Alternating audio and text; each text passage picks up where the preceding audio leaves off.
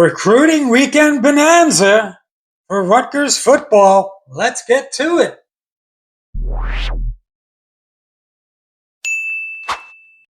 Okay, so no sooner than I do a video on landing a an offensive lineman, we get yet another guy for the trenches. Really good weekend by Rutgers and Greg Schiano doing a great job closing out these recruits. They are penultimate salesmen. We land high 3-star, 4-star offensive line commit from Westchester, Pennsylvania. Tyler Duell, 6'5.5", 6'6", 265 to 280 pounds, depending on whose numbers that you listen to. He will be a short ride away from home. Pennsylvania recruits stepping up. I'm sure Mike from the Night Report is loving that his Pennsylvania boys are stepping up to the plate and committing to Rutgers football, Rutgers wrestling. Our second 4-star offensive lineman for the class. He right now, I believe, is the number 34 ranked offensive tackle nationally, number 6 overall recruit in the state of Pennsylvania, up from, I believe, the 19th rated prospect and 50th rated offensive lineman. Had offers from Cincinnati, Kentucky, Pitt, Virginia Tech, and some others. He had interest from Georgia, Missouri, Nebraska, Wake, Duke, West Virginia. He is the third commit from Pennsylvania, joining wide receiver Elias Koch and edge Whitey Collier, so also a 4-star recruit. And along with Tyrell Simpson, who we just did a video on, he each decided to pledge to Rutgers after being offered by Kentucky. So the walls around New Jersey are kind of crumbling as we expand our footprint to the rest of the country, be it Virginia or SEC. Kentucky's a big deal. They're usually pretty good every year. But wait, there's more. We land Xavier Stern, who I talked a little bit about a few weeks ago. Germantown Academy, Fort Washington, Pennsylvania. Another Pennsylvania guy, 6'5", 210. He had steadily picked up offers throughout the spring evaluation period. I believe we were his first Power 5 offer, and he was getting offers from like Cornell, Delaware, Bryant, Eastern Michigan, Fordham. I watched some sophomore film of him. He has a long delivery, long stride. No one's going to bat down his passes. His trajectory had a bit of an arc to it. You expect with his delivery that the ball would come out with more authority than it does, but he's really accurate, and he's not unlike Tommy Carr, who's about an inch shorter and a few pounds lighter. But we're stacking offensive linemen, which you can never have too much of in the Big Ten.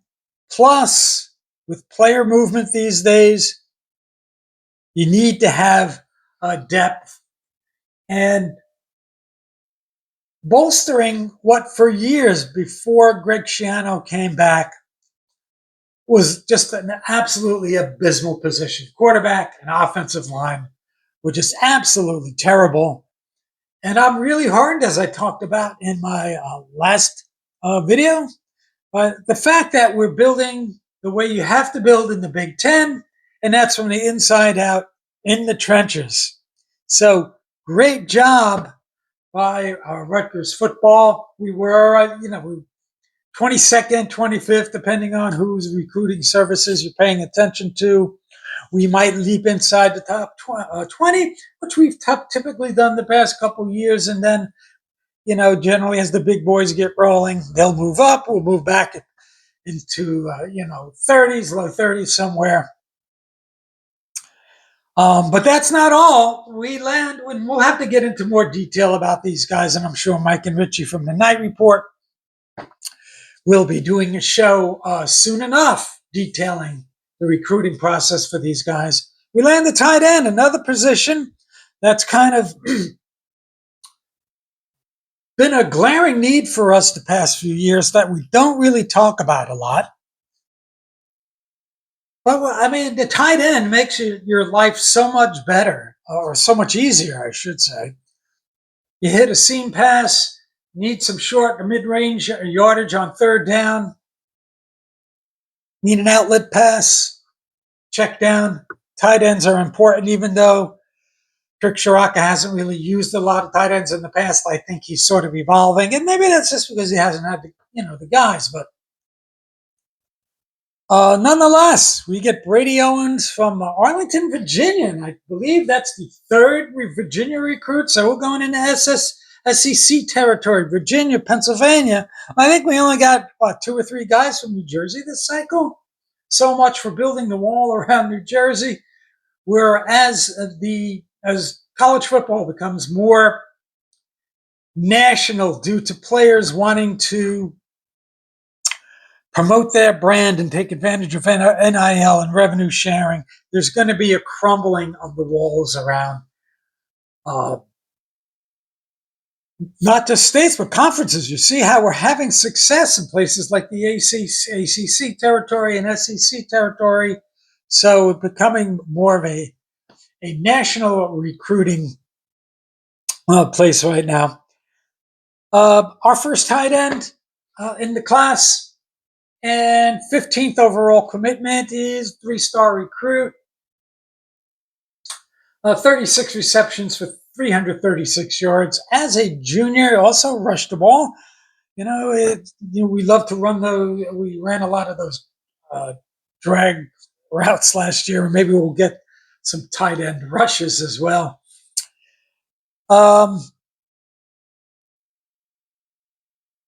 He will join 6'4", 255-pound tight end transfer Colin Weber, 1 year of eligibility. So he's got some time to Brady's got some time to develop. So building some depth in the tight end position. Not sad about that. But we're not dead. No, we're not done. Yes, there's more. We land 3-star linebacker recruit Adam Shaw. He is the son of former Michigan State Spartan All-American Scott Shaw. He is a native of Hillsdale, New Jersey, up in Bergen County, an area where I'm from. There used to be this club in Hillsdale back in the day. Was called the Jail. I used to like going to that place, and I don't know why they called it that. It didn't really have jail kind of vibes to it, but it was kind of a hip place. Nonetheless, he's a Jersey guy that we keyed home. He had offers from Pitt, Michigan State, high 3-star by 247, who I believe might have been the only guy to rate him that highly. Recruited as a linebacker at 6'3", 205, but he was also a quarterback. Boy, you got to love guys who are quarterback and linebacker at the same time. And you can kind of see that in him. Watched a little bit of his quarterback play, and he likes to rush the ball. I think he ran for over 1,000 yards, and he's kind of shifty, and he accelerates well. You can see how he can be a linebacker. I don't know if he's going to get some secondary play or go right into being a linebacker, but he says that he doesn't mind being a linebacker. His quote is, I have the size, speed, and frame, and he's completely fine with that. He just wants to play football and win. Boy, you gotta love guys who say that kind of stuff. He said that was his number one goal in the recruiting process. I don't care what position, I just want to play.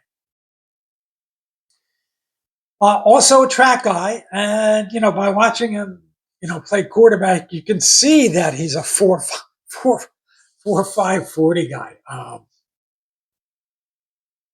Only probably going to get a little bit faster, maybe put on some size. He's got some upside in a developmental linebacker kind of way.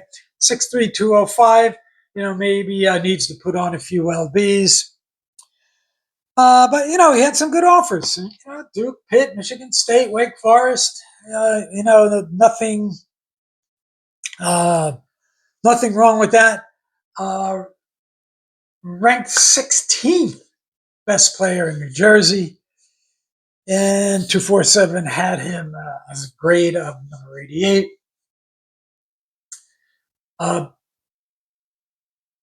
That being said, when you have his kind of versatility, athleticism, his measurables, his track background, his positive attitude of just wanting to play, that's a good sign. And yes, he's a cultural fit. Second linebacker to join the class as he joins Ohio native Joey Kopak in the linebacker class. And, like you said, he's just the second New Jersey recruit. I don't know, man. It's like this is the new world. We would have freaked out about, and not too long ago, about not getting the top players from New Jersey. But in the new world of player movement, we're getting good looks at some guys that maybe in the past we haven't or wouldn't have been able to get looks at. The wall around New Jersey crumbling a little bit, but will it matter? It's a question going forward. I'm sure we'd like to keep Jersey guys home because they get the culture and they get what we're about. And you always want to keep your best student athletes home. But, we talked about, we convetched a lot about the portal and NIL and all that stuff. But what it takes away, it also giveth. And expanding our recruiting footprint isn't a bad thing for Rutgers, which doesn't have a history of success in football or most athletics. And it doesn't have the brand recognition or the winning tradition to have people just come here just because. In other places, people from that state and that region, that's where they go. When you're in the New York, New Jersey area, you probably want to get away from the craziness, but you have opportunities. You want to expand your horizons. And, we talked about Rutgers' reputation, it's considered fallback a university for student athletes, which is kind of unfair. Nonetheless, our recruiting doing well. And I'm wondering if there's a residual effect from our new president, William Tate. We stole some recruits away from Kentucky. Let's see if we can get some more SEC guys, maybe from the LSU, Alabama pipeline, and Florida as well. Along those lines, Politi put out another story tonight about how it's pretty quick. I mean, it looks like that there's an athletic director that we're targeting. We'll see how that goes. We get more recruits. We get any news on athletic director, we'll get right at it. Look forward to the week, everybody. Hope you enjoyed a terrific weekend, and we'll talk to you during the week.